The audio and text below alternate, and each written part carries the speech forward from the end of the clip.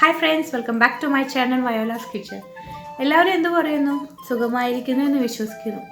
എല്ലാവർക്കും ട്രഡീഷണൽ റെസിപ്പിയോട് ഒരു പ്രത്യേക സ്നേഹമോ, എവിടെ ചെന്നാലും നമ്മൾ ട്രഡീഷണൽ റെസിപ്പി അന്വേഷിച്ച് നമ്മൾ പോകാറുണ്ട് ഇല്ലേ? അപ്പോൾ നമുക്ക് ഇന്നൊരു ട്രഡീഷണൽ റെസിപ്പി തന്നെ ഉണ്ടാക്കാം.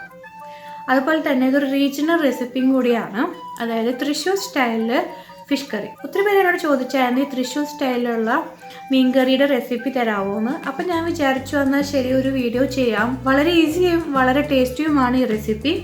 ഇതിന് വൺ ഓഫ് മൈ ഫേവറേറ്റ് റെസിപ്പിയും കൂടിയാണ്. ഞാൻ ഇതുപോലെ തന്നെ വേറെ ഒരു റീജിയണൽ റെസിപ്പിയും കൂടി ചെയ്തായിരുന്നു, അതായത് കുട്ടനാടൻ താറാവ് കറി.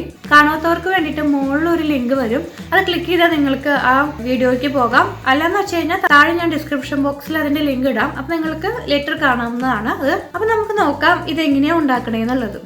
ഈ മീൻ കറിക്ക് ഞാൻ എടുത്തിരിക്കുന്നത് കിങ് ഫിഷ്, അതായത് നെയ്മീൻ. 500 ഗ്രാം നെയ്മീനാണ് ഞാൻ എടുത്തിരിക്കുന്നത്. പിന്നെ വേണ്ടത് നമുക്ക് ഉള്ളി, ചുവന്നുള്ളിയാണ്. ചുവന്നുള്ളി ഞാനൊരു 9 ചുവന്നുള്ളി എടുത്തിട്ടുണ്ട്. 9 ചുവന്നുള്ളി ഇതുപോലെ കട്ട് ചെയ്തിട്ടുണ്ട്. ഈ ചുവന്നുള്ളി ചെറുതായിട്ട് ഇടിച്ചിട്ട് വേണം നമ്മൾ അതിനകത്ത് ചേർക്കാനായിട്ട്. അപ്പോൾ ഒത്തിരി ഒന്ന് കട്ട് ചെയ്യണ്ട, ചെറുതായിട്ട് അതുപോലെ കട്ട് ചെയ്താൽ മതി. പിന്നെ ഒരു 3 ചുവന്നുള്ളി വളരെ നൈസായിട്ട് അരിഞ്ഞത്, ഇത് താളിക്കാൻ വേണ്ടിയിട്ടാണ്. പിന്നെ അതുപോലെ കറിവേപ്പില, ഞാൻ 2 കറിവേപ്പിലയായിട്ട് എടുത്തിട്ടുണ്ട്. ഇത് താളിക്കാനും അതുപോലെ മീനിൽ ചേർക്കാനും വേണ്ടിയിട്ട്. പിന്നെ വേണ്ടത് ഞാനൊരു 7 പച്ചമുളകാണ് ചേർക്കുന്നത്. പച്ചമുളക് സ്പൈസിന് നമ്മുടെ എരിവിനനുസരിച്ച് വേണം ചേർക്കാനായിട്ട്. ഞാൻ ഇവിടെ 7 എണ്ണമാണ് എടുത്തിരിക്കുന്നത്. വേണ്ടത് ഇഞ്ചി ഞാനൊരു 1 ടീസ്പൂൺ ഇഞ്ചി എടുത്തിട്ടുണ്ട്, അല്ലെങ്കിൽ ഒരു കുഞ്ഞു കഷ്ണം ഇഞ്ചി. നെക്സ്റ്റ് വേണ്ടത് മാങ്ങയാണ്. ഞാനിവിടെ ഉണക്കമാങ്ങയാണ് എടുത്തിരിക്കുന്നത്. ഉണക്കമാങ്ങ ഞാൻ ഇതുപോലെ വെള്ളത്തിൽ കുതിർത്തി വെച്ചിട്ടുണ്ട് കുറച്ച് നേരം.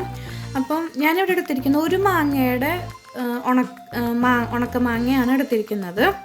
ഇപ്പം ഉണക്കമാങ്ങ ഇല്ലയെന്ന് വെച്ച് കഴിഞ്ഞാൽ നമുക്ക് പച്ചമാങ്ങ ചേർക്കാം. ഒരു പച്ചമാങ്ങ ലെങ്ത് വൈസ് കട്ട് ചെയ്തിട്ട് നമുക്ക് ചേർക്കാം. ഇപ്പം ആ ഒരു മാങ്ങയ്ക്ക് പുളി അധികം കുറവാണെന്ന് വെച്ച് കഴിഞ്ഞാൽ 1.5 മാങ്ങ ചേർക്കാം നമുക്ക്. പിന്നെ വേണ്ടത് തേങ്ങാപ്പാലാണ്. ഞാനിവിടെ 1/4 കപ്പ് ആദ്യത്തെ പാലും അതേപോലെ 2 കപ്പ് രണ്ടാം പാലുമാണ് ചേർത്തിരിക്കുന്നത്. ആദ്യത്തെ പാലെന്ന് പറയുന്നത് നമ്മൾ തേങ്ങ എടുത്ത് ചിരകിയിട്ട് നമ്മൾ വെള്ളമൊന്നും ചേർക്കാതെ പിഴിഞ്ഞെടുക്കുന്നതാണ് ഈ 1-ാം പാലെന്ന് പറയുന്നത്. 2-ാം പാലെന്ന് പറയുന്നത് നമ്മൾ ഈ 1-ാം പാൽ പിഴിഞ്ഞിട്ട് വീണ്ടും ഇച്ചിരി വെള്ളം ഒഴിച്ച് പിഴിഞ്ഞെടുക്കുമ്പോൾ കിട്ടുന്ന പാലാണ് 2-ാം പാല്. പിന്നെ വെളിച്ചെണ്ണ വേണം നമുക്ക്. നെക്സ്റ്റ് നമ്മൾ ഈ ചുവന്നുള്ളിയും അതേപോലെ തന്നെ ഇഞ്ചിയും കൂടി ഇതുപോലെ ഇടിക്കല്ലിൽ നന്നായിട്ടൊന്ന് ഇടിക്കണം. ആദ്യം നമുക്ക് ഉള്ളി ഒന്ന് ഇതുപോലെ ഇടിച്ചെടുക്കാം.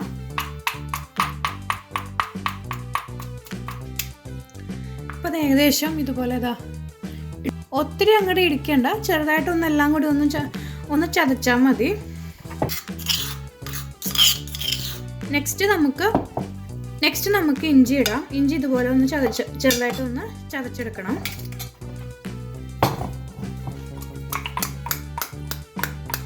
അപ്പോൾ നമ്മുടെ ഇഞ്ചിയും ഇതുപോലെ ചതഞ്ഞിട്ടുണ്ട്.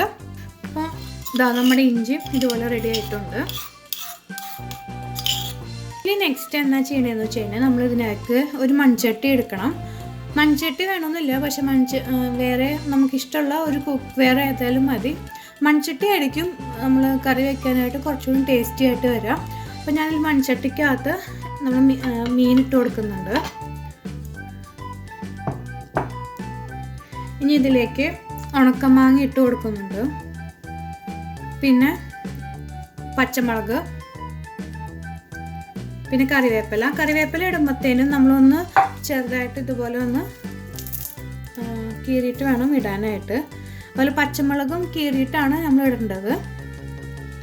പിന്നെ ചതച്ച ഇഞ്ചി, അതുപോലെ ചതച്ച ഉള്ളി, ആവശ്യത്തിന് ഉപ്പ്, 1/4 ടീസ്പൂൺ മഞ്ഞൾപ്പൊടി, 1.5 ടീസ്പൂൺ മുളക് പൊടി, 2.5 ടീസ്പൂൺ മല്ലിപ്പൊടി, 1.5 ടീസ്പൂൺ വെളിച്ചെണ്ണ.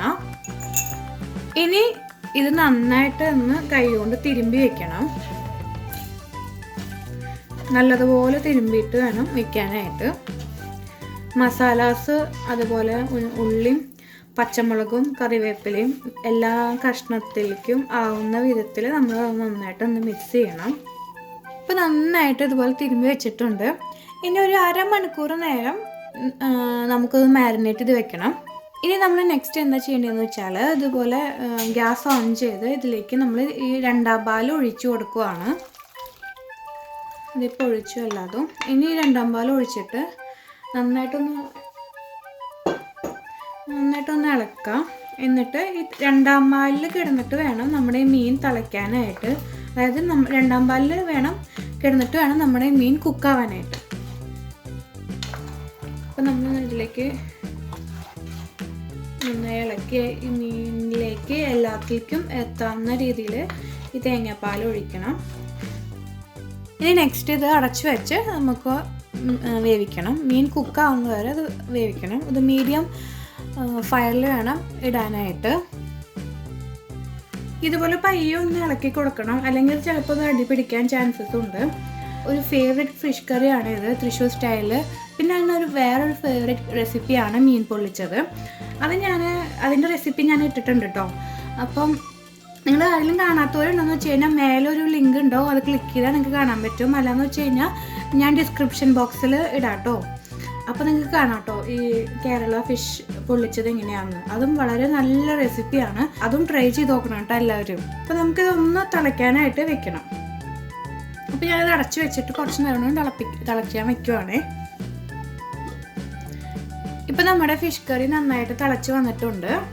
നെക്സ്റ്റ് ഇതിലേക്ക് ഞാൻ 1-ാം പാൽ ഒഴിച്ചു കൊടുക്കുകയാണ്. 1-ാം പാൽ ഒഴിച്ച് കഴിഞ്ഞാൽ നമ്മൾ തിളയ്ക്കാൻ പാടില്ല. അപ്പം നമ്മൾ വേഗം ഒഴിച്ചിട്ട് ഒന്ന് മിക്സ് ചെയ്തിട്ട് ഒന്ന് ഇളക്കി കൊടുക്കുക. 1-ാം പാൽ നമ്മൾ ഒഴിച്ചു. തിളക്കിനേക്കാളും മുന്നേ നമ്മളത് ഈ തീ ഓഫ് ചെയ്യണം. അപ്പം നമ്മൾ തീ ഓഫ് ചെയ്തു ഇതിൻ്റെ. നെക്സ്റ്റ് ഇതുപോലെ ഒരു കുഞ്ഞൊരു പാൻ എടുത്തിട്ട് ഇതിലേക്ക് നമ്മുടെ വെളിച്ചെണ്ണ ഒഴിക്കുന്നുണ്ട്. വെളിച്ചെണ്ണ ചൂടാകുമ്പോഴത്തേനും നമ്മുടെ കറിവേപ്പില ഇതിലേക്ക് ഇടണം. എന്നിട്ട് ഒന്ന് താളിച്ചെടുക്കണം.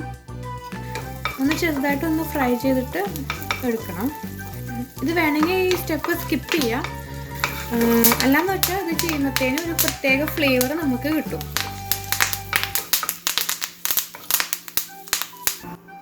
ഇപ്പം നമ്മുടെ കറിവേപ്പില നന്നായിട്ട് ഫ്രൈ ചെയ്തിട്ടുണ്ട്. ഇനി നമ്മൾ ഈ ഫ്രൈ ചെയ്തിട്ടുള്ള കറിവേപ്പില ഇതിലേക്ക് ഇടുവാണ്.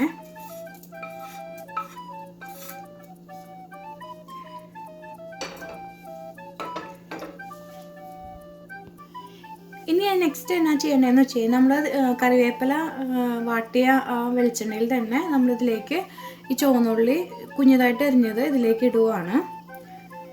എന്നിട്ട് നന്നായിട്ടൊന്ന് അത് നന്നായി വഴറ്റി ഒരു ബ്രൗണിഷ് കളറാവണം. കരിയാൻ പാടില്ല.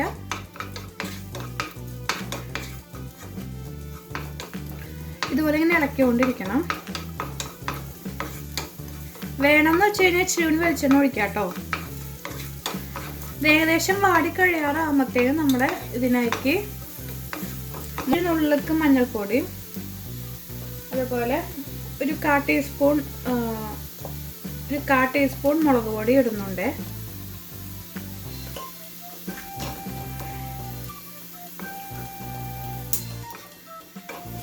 ഈ മുളക് പൊടിയും മഞ്ഞൾപ്പൊടി ഇടുമ്പോഴത്തേക്കാളും മുന്നേ നമ്മൾ തീ ഓഫ് ചെയ്യണം, അല്ലെങ്കിൽ മുളക് കരിയും. നന്നായിട്ട് മിക്സ് ചെയ്തു ഇതിലേക്ക്. ഈ കറിവേപ്പില ഇട്ട് കഴിഞ്ഞിട്ട് നമ്മളിതിലേക്ക് അതുപോലെ താളിച്ച ഉള്ളി ഇതിലേക്ക് ഇടുവാണ്. ചെറുതായിട്ടൊന്ന് ഇളക്കി കൊടുക്കാം.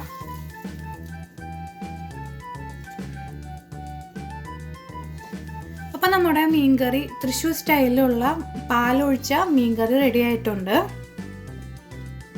അപ്പം നമ്മുടെ മീൻകറി റെഡി ആയിട്ടുണ്ട്. വളരെ ടേസ്റ്റി ആയിട്ടുള്ള ഒരു റെസിപ്പിയാണിത്. അപ്പോൾ ഇതെല്ലാവരും ട്രൈ ചെയ്ത് നോക്കണം. അപ്പോൾ വീഡിയോ ഇഷ്ടപ്പെട്ടാൽ എന്താ ചെയ്യണ്ടേ? ലൈക്ക് ചെയ്യാനും അതുപോലെ ഷെയർ ചെയ്യാനും അതുപോലെ കമൻറ്റ് ചെയ്യാനും മറക്കരുത്. അതേപോലെ തന്നെ നിങ്ങൾ ആദ്യമായിട്ടാണ് എൻ്റെ വീഡിയോ കാണുന്നതെങ്കിൽ സബ്സ്ക്രൈബ് ചെയ്യാനും മറക്കരുത്. അതുപോലെ തന്നെ തൊട്ടടുത്തൊരു കുഞ്ഞൊരു ബെല്ല് കൂടി ഉണ്ടാവും, അതുകൊണ്ട് ക്ലിക്ക് ചെയ്തേക്കാം. എന്നാൽ മാത്രമേ എൻ്റെ നോട്ടിഫിക്കേഷൻ നിങ്ങൾക്ക് കിട്ടുള്ളൂ കേട്ടോ. വേറെ ഒരു നല്ല അടിപൊളി റെസിപ്പിയുമായിട്ട് നമുക്ക് പിന്നെ കാണാം.